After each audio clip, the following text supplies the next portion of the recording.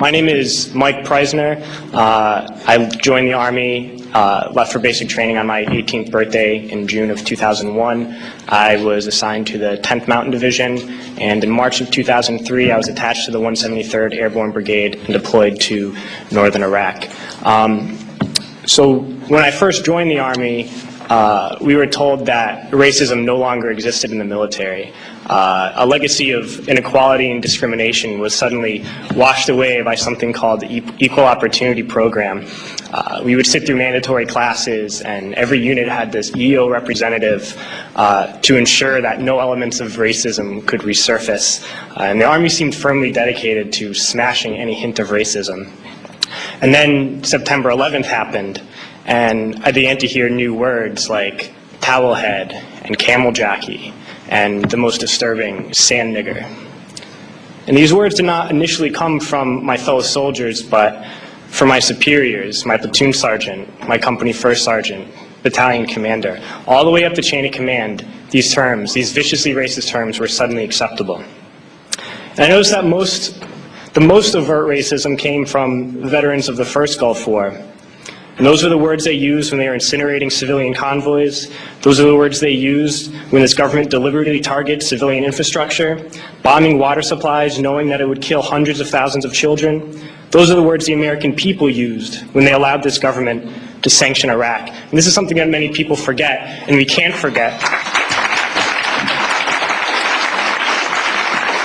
is that we've just learned that we've killed over 1 million Iraqis since this invasion, but we already killed 1 million Iraqis in the 90s through sanctions and bombings prior to this invasion. So the number truly is much higher.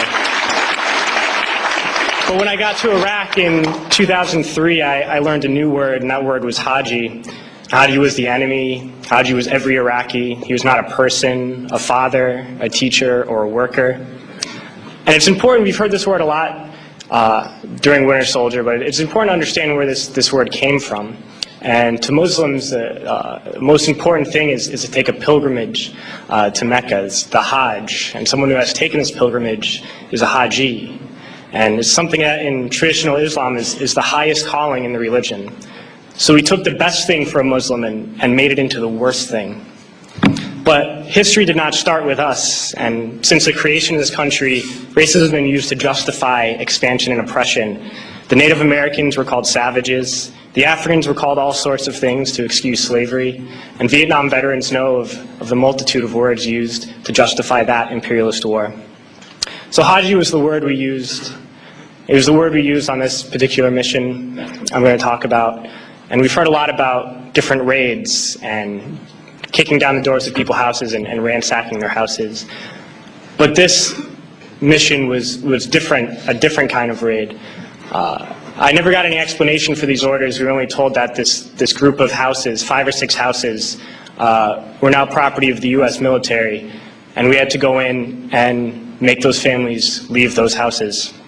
So we went to these houses and informed the families that those homes were no longer their homes.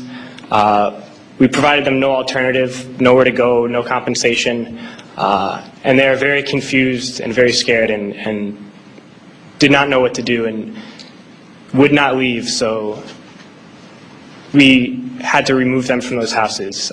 One family in particular, a woman with 2 small girls, a very elderly man and 2 middle-aged men, we dragged them from their houses and threw them onto the street. And arrested the men because they refused to leave, arrested the old man, and sent them off to prison. And at that time, I didn't know what happened to people when we tied their hands behind their back and put a sandbag on their head.